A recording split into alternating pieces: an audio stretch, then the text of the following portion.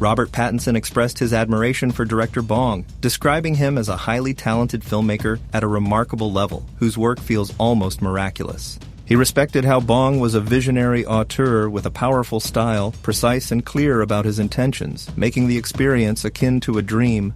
Director Bong was noted for his ability to transform key moments from a story, which might be described quietly over a few pages in a book, into vivid and dramatic visuals in film. His work consistently carried a strong social message, addressing issues of class disparity and abuses of power, often with underlying dark humor. This social consciousness made his style a perfect fit for the themes he chose to explore. Sharon Martin commented on Bong's consistent world commentary, highlighting his awareness of global events and social injustices, particularly the disparities between the rich and the poor, as well as abuses of power. The director's use of dark humor to satirize humanity's most troubling aspects added depth to his storytelling. A character named Mickey was noted for having the shortest lifespan among others similarly named, humorously estimated at around 15 minutes, reflecting the film's play with mortality and fate. Recurring themes in Bong's films included class struggles, treatment of people based on social standing, colonialism, and the intersection of church, state, and business interests. These themes explore who is considered disposable and the societal sacrifices made.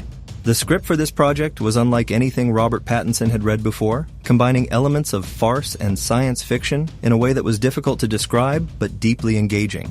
The script was known for its collaborative nature, blending straightforward storytelling with visual precision. Actor experiences with director Bong included being given detailed storyboards with each script, signifying a shooting style that is meticulously planned and executed, with a focus on capturing exactly what will be used. The filmmaking process was described as a unique experience that required a different mindset from traditional acting, with actors playing specific moments rather than entire scenes. Director Bong's technique emphasized storytelling through carefully crafted images, creating a collaborative environment where actors could try new things and contribute ideas, supported by Bong's enthusiasm and guidance on mime for action sequences. Actors found this approach freeing, as it allowed focus on individual moments rather than entire scenes, fostering a sense of creative liberation. Working with Bong was more than just following directions. It involved sharing ideas, experimenting, and a mutual exchange of creativity. The director's powerful presence was palpable throughout the production, creating an atmosphere that influenced every aspect of the filmmaking process and left a lasting impression on the crew. This aura, while not immediately apparent, became evident through the collective reaction of the team as filming concluded. Overall, director Bong's meticulous crafting, storytelling through visuals, and collaborative approach made the filming experience distinctive and refreshing, marked by freedom, fun, and a strong artistic vision that profoundly impacted everyone involved. The creative team gathered under Bong Joon-ho's vision to construct a vivid, immersive world unlike the typical science fiction setting. Robert Pattinson reflected on how the experience subverted his expectations of futuristic storytelling. Upon arriving for the first day of shooting, he found the intricate sets astonishing a testament to the film's commitment to world building. Toni Collette shared similar awe, describing her reactions to the craftsmanship evident in every element, from hair and makeup to costume design.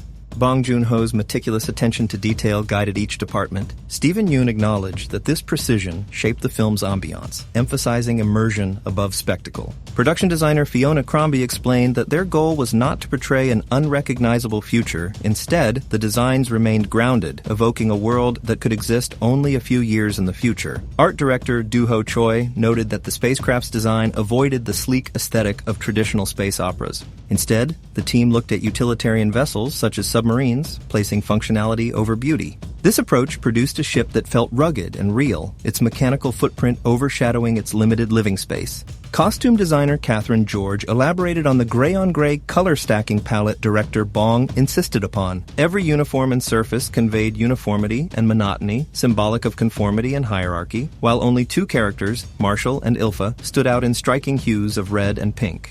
Mark Ruffalo and Toni Collette portrayed the couple whose excess and vanity embodied the upper class aboard the ship.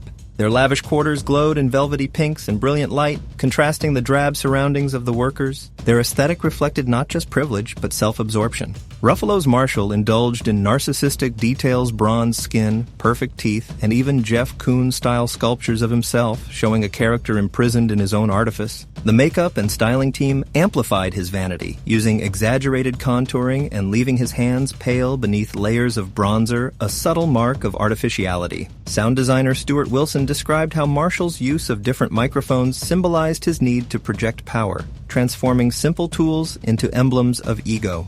Behind the spectacle, Bong Joon-ho's trust in his collaborators fostered creativity. The visual effects team, led by David Glass and Doo-ho Choi, worked to seamlessly merge practical design with digital creation, giving life to the ship, alien landscapes, and swarming creatures known as creepers. These effects required immense attention to avoid the repetition common in large-scale digital crowds. Meanwhile, the production emphasized a grounded future. Set designers and prop makers, including Naomi Ackie and Fiona Crombie, ensured the film's world retained traces of humanity. Objects like pens, bins, and chairs remained familiar and relatable. The most advanced device, the human printer, merged plausible science with eerie imagination, inspired by current medical technology and organ printing. The result felt simultaneously futuristic and retro, resembling a scaled-up copier producing biological matter. The makeup and prosthetic teams shaped Mickey's distinctive appearance. After being printed, he emerged hairless and pure, with a fragile vulnerability at the heart of Bong's vision. His uniform, held together by magnets and open seams, allowed for both experimentation and symbolic exposure, down to a deliberately included butt flap.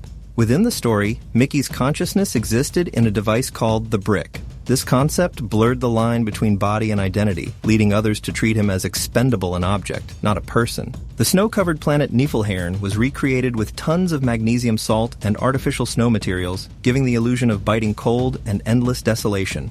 Practical effects prioritized realism and texture over digital substitutes. At the heart of the production was a team of artists whom Choi affectionately called like-minded weirdos. Their shared trust in Bong Joon-ho's instincts fueled the project's confidence. Each collaborator contributed to an artistic ecosystem where aesthetic precision met emotional depth. Yoon described this synergy as a holistic filmmaking experience, one that mirrored Bong's singular way of seeing the world, precise, layered, and profoundly human. The story opened with a woman speaking of something expendable, the term itself marking the beginning of a strange journey. A character sought to become one of the expendables, uncertain yet resolute. Robert Pattinson spent a considerable amount of time studying the script, recognizing the challenges of the role and the world it envisioned. From the first read, he sensed parts of it felt like a dare risky, but rewarding in their difficulty. Director Bong Joon-ho displayed profound certainty about every shot he wanted to capture, working with such confidence that actors naturally fell into his rhythm. Arkadiy's grim narration described the harrowing reality faced by Mickey. Extreme exposure to radiation, fever, and suffering justified only by his expendable status. Mickey's story unfolded as one of torment and denial, where the character's lack of self-worth closed his eyes to his own pain. Pattinson reflected on this, explaining how Mickey failed to realize he was being tortured because of his obsessive need for belonging and purpose. Through such adversity, his buried heroism began to emerge, revealing a man incapable of seeing himself as heroic. Mickey existed in two forms, number 17 and number 18. The younger version longed to live, growing frustrated by the older one's repeated self-neglect. This confrontation forced Mickey 17 to recognize his own value.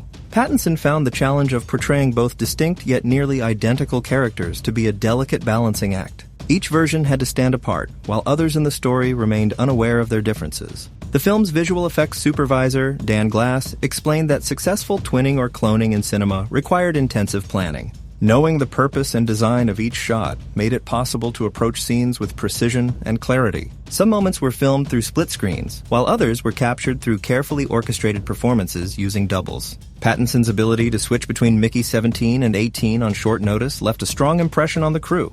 The story shifted to highlight Nasha, a character described as a coiled spring intense in both anger and joy. Naomi Ackie portrayed her with fierce conviction, emphasizing Nasha's moral courage and loyalty toward Mickey. Her bond with him was heartfelt and unwavering. The actress admired Nasha's humor, her unfiltered nature, and her readiness to fight when needed. Over time, Nasha stepped into a reluctant leadership role, frustrated by incompetence around her until she realized she had to take action herself.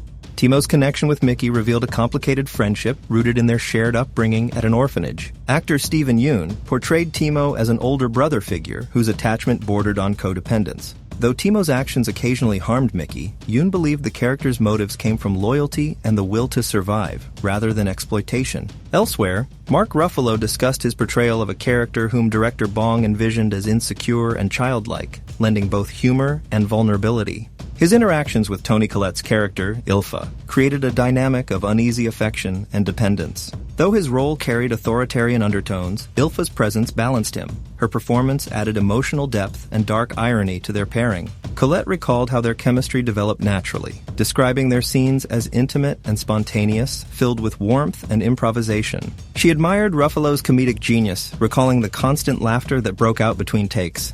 Throughout production, Pattinson observed how liberating Bong's approach was. The director imposed a few creative limitations, encouraging spontaneity and discovery. Laughter and communication filled the set, as each actor embraced the surreal tone of the story. Aki noted how strongly everyone grasped the film's unique atmosphere, quickly adapting to the world Bong created. Yoon added that the director's exceptional casting gave the project its pulse, a set alive with energy, collaboration, and effortless harmony.